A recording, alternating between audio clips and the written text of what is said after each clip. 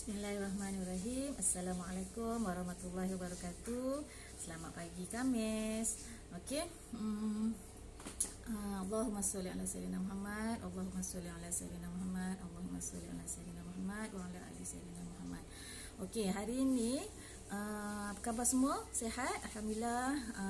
Hari ini Kak Iman nak sharing sikit tentang kelebihan solat sunat duha.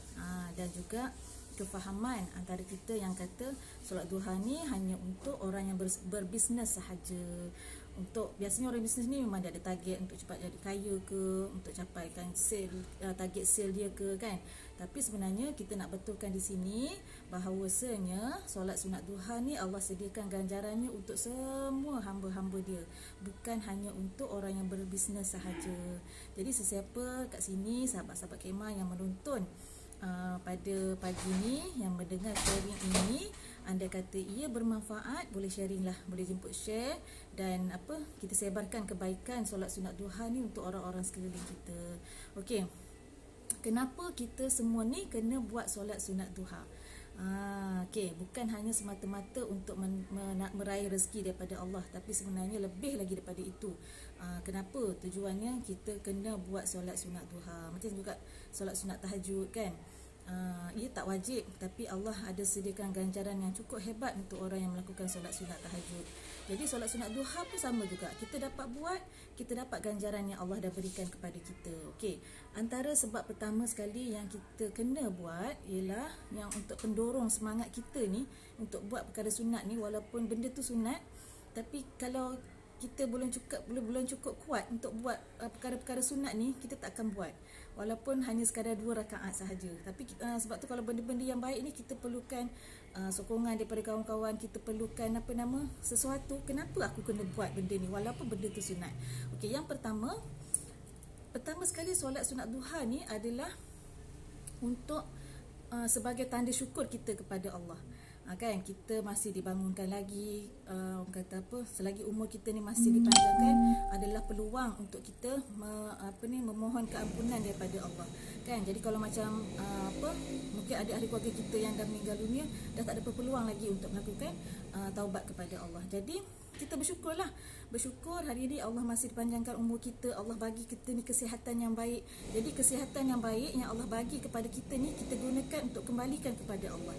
Kita buat solat sunat 2 rakaat ni sebagai tanda syukur kita kepada Allah. Ya Allah, terima kasih ya Allah, Engkau berikan aku kesihatan yang baik, Engkau bangunkan lagi aku dalam keadaan yang sihat, Engkau izinkan lagi aku dapat sujud kan. Sujud ni adalah waktu yang paling hampir kita dengan Allah. Walaupun kita sujud, dahi kita ni kena lantai, walaupun dalam kedudukan yang paling rendah, tapi apa yang kita zahirkan, apa yang kita minta pada Allah, terutama pada sujud yang terakhir tu, adalah didengar oleh seluruh penduduk langit.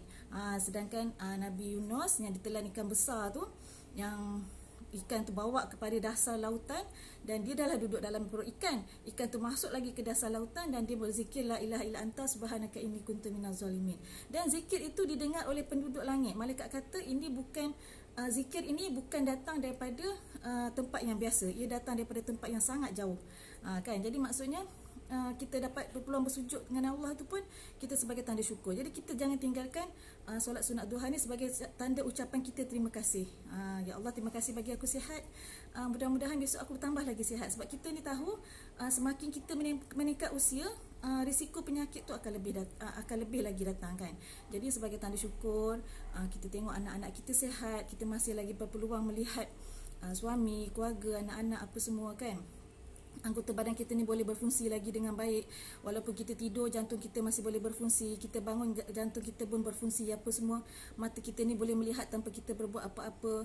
Lutut kita masih sihat untuk berjalan, untuk melakukan kerja. Jadi sebagai tanda syukur, tanda ucapan terima kasih kita kepada Allah, kita buat solat sunat duha tu kan. Bukan semata-mata nak capai kekayaan yang disediakan, tapi sebenarnya yang pertama sekali lebih kepada syukur, tanda kita terima kasih kepada Allah. Okey, kita sedekahkan sendi-sendi kita ni yang untuk melakukan solat duha ni kepada sebenarnya untuk diri kita sendiri. Setiap tasbih, setiap tahlil, setiap tahmid yang kita baca dalam solat tu adalah sebagai tanda sedekah kita. Dan pergerakan-pergerakan kita dalam solat tu sebenarnya pun ada rahsia-rahsia kesihatan. Kan, waktu pagi ni adalah waktu terbaik untuk kita beriadah sebenarnya. Beriadah. Tapi yang sebaiknya riadah di luar lah, sebab kita pun perlukan cahaya matahari, vitamin D daripada cahaya matahari kan. Udara pagi tu sangat bagus untuk jantung. Jadi sebagai tanda syukur kita beriadah kepada Allah. Kalau tak dapat nak keluar rumah, kita buat dekat dalam rumah. Waktu pagi ni adalah waktu yang sangat sibuk untuk semua orang yang bekerja, yang pergi kebun, yang pergi office, yang pergi sekolah mengajar. Semua orang ada pekerjaan, adalah waktu yang paling sibuk adalah waktu pagi. Yang menghadap jam waktu pagi, yang sibuk menguruskan anak, menguruskan rumah kan. Adalah waktu pagi adalah waktu yang paling sibuk. Tapi Allah sediakan waktu duha ni adalah waktu yang mustajab doa. Dia nak tengok mana hamba-hamba dia ni yang mendahulukan urusan akhirat dulu, mendahulukan Allah dulu sebelum dia ngadap urusan dunia dia kita ni yang tak pernah habis ni. Kan? Macam Kak Iman ni pagi-pagi ni memang sibuk pack masa ni untuk buat kek sebelum pergi sekolah. Jadinya macam kalau kita rasa macam tak sempat ni, nak banyak lagi, nak buat ni lagi 3 biji, nak buat ni memang tak sempat. Memang tak sempat sebab dalam kepala kita fokus tak sempat. Lepas tu nanti Allah akan sibukkan kita ini tak siap. Tapi bila kita dulukan urusan kita dengan Allah, Allah akan urusan lain-lain tu semua Allah akan uruskan. Kan macam kadang-kadang dalam masa 2 jam boleh siap 6 biji kek. Memang amazing sangat. Dalam masa 2 jam lebih, kadang-kadang 6 biji, kadang 7 biji boleh dapat.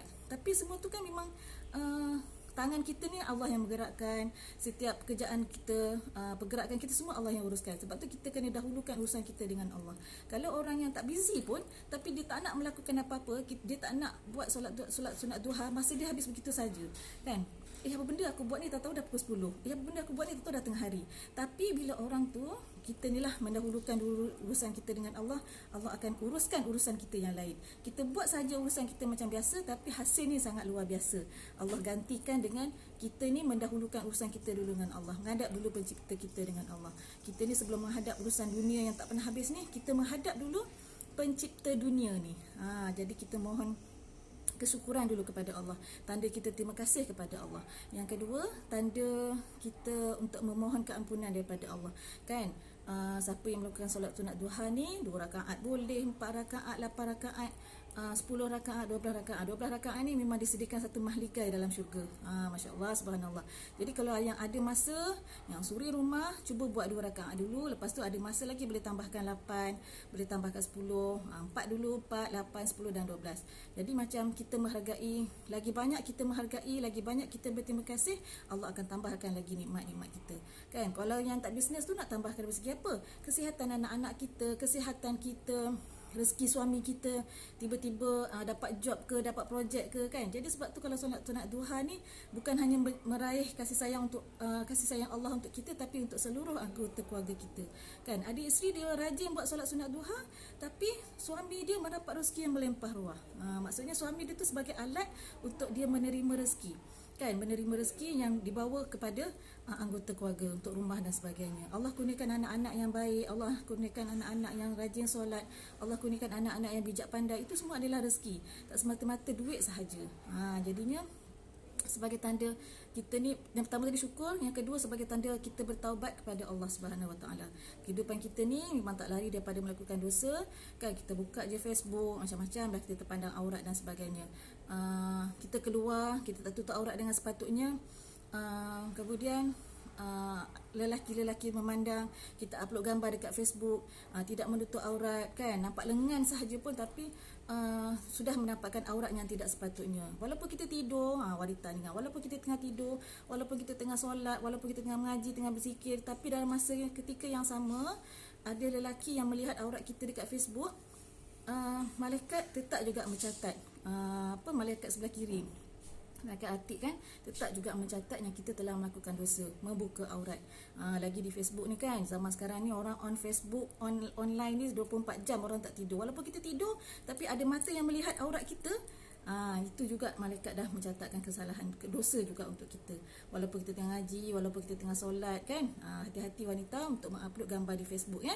Okey, sama-sama kita memperbaikilah yang keluar rumah, yang bekerja, wanita terutamanya, jaga-jaga bab aurat. Aurat ni memang tak ada kompromi. Kadang-kadang banyak doa kita ni Allah tangguhkan, Allah tak terima sebab ada dosa-dosa kita yang kita lakukan berpanjangan. Itulah dia antaranya aurat. Memang kita ambil kalau yang ada ambil ringan tentang aurat ni, kena hati-hati. Kita takut itu adalah penghalang doa-doa kita selama hari ni. Okey, hati-hati bab aurat. Kita ampunkan dosa-dosa kita yang mudah. Lagi-lagi wanita ni kan, yang banyak bercakap, cakap mani banyak cakap. Kota kita ni bercakap lebih 20,000 patah perkataan sehari. Selagi tak cukup kota, nak bercakap aja kan. Na'udzubillah, minta jauh lah, na'udzubillah min zalik, minta jauh kalau kita cakap benda yang boleh mengguruskan hati orang, benda yang boleh mengecilkan hati orang. Kita ni manusia biasa, memang tak lepas lagi melakukan kesilapan. Sebab tu kita sentiasa kena mohon keampunan daripada Allah, sentiasa berzikir, sentiasa buat solat taubat sebelum tidur, dan waktu pagi pun kita mohon keampunan ada dosa-dosa kita yang lakukan selama hari ini. Okey. Yang pertama tadi sebagai tanda syukur, yang kedua sebagai tanda untuk sebagai tanda kita diampunkan dosa, kemudian sebagai pahala sedekah. Kemudian bila kita bersedekah dengan seluruh anggota tubuh badan kita untuk melakukan solat sunat duha, dan Allah akan gantikan ganjaran dengan rezeki yang melimpah ruah. Bukan rezeki duit semata-mata kan. Kami sebut tadi, rezeki anak yang sihat, rezeki yang suami dapat projek, suami dapat sihat. Suami ialah kehidupan kita ni lebih baik kita nak kesihatan sahaja yang lebih utama kan. Kalau kita mak-mak ni ada anak yang diuji dengan sakit, kalau boleh sakit tu pindahlah kat kita. Jadi kalau ada anak yang diuji dengan sakit, keluarga kita diuji dengan kesakitan apa semua, solat sunat duha adalah antara ikhtiar langit untuk diampunkan segala dosa. Mudah-mudahan dengan kita memohon keampunan pada Allah, kita bersedekah pada waktu pagi, Allah gantikan dengan ganjaran rezeki kesihatan yang baik untuk seluruh anggota keluarga kita. Kan? Kita tarik rahmat Allah dengan melakukan solat sunat duha pada waktu pagi. Kalau orang lain sedang sibuk melakukan urusan dunia, kita duduk menghadap pencipta dunia, mohon keampunan sebagai tanda terima kasih kepada Allah, sebagai tanda untuk mendapatkan hati yang tenang. Hati yang tenang ni satu rezeki juga sebenarnya. Walaupun duit banyak tapi hati tak tenang, stres, duit banyak hutang pun banyak. Ada orang jadi macam ni, duit banyak hutang pun banyak. Jadi kita kena rajin istiqamah melakukan solat sunat duha ni. Mudah-mudahan Allah permudahkan urusan kita, Allah ampunkan dosa-dosa kita. Kalau ada hutang, Allah bantu untuk kita permudahkan, Allah gantikan dengan rezeki yang mencurah-curah supaya kita dapat lansaikan hutang. Jiwa kita akan tenang, kan? Tak ada apa, kalau kita mati hari ni pun kita dapat lansaikan hutang kita dalam usaha untuk melansaikan hutang. Tidak kita buat lupa pada hutang, kan? Orang mungkin tak minta, tapi dalam pada masa yang sama orang menanti juga. Kita takut nanti urusan kita kat dunia ni macam senang aja, tapi urusan kita dekat akhirat nanti, dengan orang tu hutang tak settle lagi, dengan orang ni hutang tak settle lagi, itu lagi susah dekat dunia. Tak apalah, kita usaha juga untuk lansaikan hutang. Jangan tinggalkan solat sunat duha. Mudah-mudahan Allah permudahkan urusan kita untuk melansaikan hutang. Bila dekat akhirat nanti nak cari punyalah payah, kan? Urusan akhirat kita, sebab tu kalau kita doa, jangan minta doa untuk dipermudahkan urusan dunia saja, tapi minta dipermudahkan urusan akhirat. Itu yang paling utama. Dunia ni susah-susah macam mana pun, insya-Allah Allah masih lagi kompromi. Tapi dekat akhirat memang tak ada kompromi. Memang dah masa tu Maliki Yaumiddin, Allah menunjukkan kekuasaan dia yang memiliki sekalian yang mutlak. Maliki Yaumiddin. Kat dunia ni Allah masih bantu, Allah masih permudahkan, tapi dekat akhirat bila ada hutang yang tertangguh, memang azabnya sangat berat. Kan masa tu dah memang tak boleh nak bertaubat, tak boleh nak terima kasih, tak boleh nak minta orang lansaikan apa semua, nak minta maaf apa semua. Memang susah nak cari manusia pasal dia lautan manusia, memang susah. Jadi usahakan macam mana susah pun, minta Allah bantu untuk kita lansaikan hutang. Sebab tu jangan tinggal solat sunat duha. Banyak hutang kita akan jadi tak tenang. Bila hutang kita lansai sikit, insya-Allah hati akan tenang, kan? Tak ada stres, tak ada macam kemurungan, hutang aku banyak apa semua. Kita mohon pada Allah. Selagi kita memohon, selagi kita berdoa, kita minta, itu tanda Allah nak makbulkan segala permintaan kita. Tapi kalau ada hutang, kita buat tak tahu je, tak apalah dia tak minta, tak apalah dia dah kaya. Itu kaya tu hak dia, duit tu hak dia, tapi hutang kita kita kena lansaikan, tanggungjawab kita, amanah kita. Kita tak nak nanti kalau kita meninggal dunia, waris-waris kita menanggung hutang kita yang banyak. Okey? Itulah antara salah satu kelebihan untuk melakukan solat sunat duha, kan? Bukan semata-mata untuk yang berbisnes sahaja. Yang tak bisnes ni pun perlukan hati yang tenang, perlukan keampunan daripada Allah, perlukan menzahirkan rasa kesyukuran kita setiap pagi kepada Allah, kan? Dapat buat, kalau yang seluruh rumah dapat buat sikit, alhamdulillah. Dapat buat banyak lagi bagus. Mudah-mudahan rahmat dia tu Allah hadirkan untuk seluruh isi rumah kita, suami dan anak-anak tu utamanya. Suami dipermudahkan urusan pergi kerja, balik kerja. Kita selalu doakan, nampak suami pergi kerja, balik kerja penat. Ya Allah, Kau panjangkan umur suamiku, ya Allah. Berikan kesihatan yang baik, dicari rezeki untuk kami, anak-anak semua, ya Allah. Kau lipatkan kali ganda rezeki untuk suamiku, ya Allah. Jangan tinggal solat sunat duha untuk yang isteri-isteri yang duduk di rumah, kan? Kalau kita sibuk dengan urusan dunia, kita terlalu sibuk dengan urusan dunia, tanda Allah nak mengalihkan pandangan kita ni pada dia. Paling kita takut. Contoh kalau macam nak buka Quran pun tak sempat, itu tanda Allah dah alihkan pandangan kita ni kepada urusan dunia yang tak pernah habis. Jadi kita kena usaha dekatkan diri dengan Allah, tarik rahmat Allah dengan meraih ganjaran yang Allah dah sediakan. Baca Quran, solat-solat sunat, kan? Lagi banyak kita buat, lagi banyak pahala, lagi banyak perhatian Allah bagi kepada kita, insya-Allah. Allah pandang kita dengan penuh kasih sayang. Okey? Skop rezeki itu bukan hanya semata-mata duit, tapi rezeki daripada hati, anak-anak sihat, pemudahkan urusan, baiki hidup, baiki solat. Nak upgrade kehidupan ke arah yang lebih baik, kita upgrade kita punya solat. Daripada solat wajib je kita buat, kita tambahkan dengan solat-solat sunat lagi. Solat tahajud, solat sunat qabliyah, zuhur, asar, kan? Apa lagi? Isyak, maghrib, kita tambahkan solat-solat sunat. Kalau kita nak upgrade diri, kita upgrade solat. Nak perbaiki kehidupan kita, kita perbaiki solat kita. Semuanya melalui solat. Pertolongan Allah pun datang melalui solat juga. Jadi kalau macam susah, kalau kita stres, kalau kita banyak hutang, kita kesempitan duit, jangan lupakan Allah. Tu pertolongan Allah ada dalam setiap solat kita, sama ada solat sunat dan juga solat-solat wajib. Sudah pastinya solat wajib ni jangan tinggal lah, kan? Sebab solatlah antara amalan yang ditanya pertama sekali ketika di alam barzakh nanti. Cukupkan solat kita, amalkan doa Nabi Ibrahim tu agar anak-anak kita pun tidak meninggalkan solat. Okey, itu sajalah sharing Kak Emma pada pagi ni. Kalau kata bermanfaat, kita boleh sharing untuk semua orang bahawanya solat sunat duha ni bukan hanya untuk yang berbisnes sahaja, tapi untuk semua hamba Allah. Allah sediakan ganjaran untuk semua sekali hamba-hamba dia. Bukan hanya yang berbisnes sahaja dapat hasil yang banyak, tapi yang tak berbisnes pun rezeki bercurah-curah Allah hadirkan melalui suami dan anak-anak, dan juga rezeki yang tidak disangka-sangka, kan? Ada suri rumah pun rezekinya mencurah-curah datang daripada jiran, daripada kawan-kawan, daripada hadiah ke apa, kan? Itu banyak rahsia daripada solat sunat duha ni. Kita buat saja. Kalau benda tu Allah perintahkan, benda tu Rasulullah buat, kita just buat tanpa perlu tunggu ganjaran daripada Allah. Sebab kita ni nak tujuannya adalah untuk lebihkan saham akhirat kita. Tak dapat kat dunia, tak apa. Dunia ni hanya dunia, keindahan sementara. Kalau Allah bagi ganjaran kita dekat akhirat, itu lagilah sebaik-baiknya, ganjaran syurga tertinggi, kan? Okeylah, nak sambung buat kek. Untuk orang faham, insya-Allah kek sampai besok. Dah list order tu, insya-Allah Kak Emma buatkan dengan penuh kasih sayang. Mudah-mudahan Allah izinkan untuk rasa kesedapan dia, rasa nikmat dia makan walaupun hanya kek pisang. Okey, Assalamualaikum warahmatullahi wabarakatuh. Terima kasih pada yang menonton.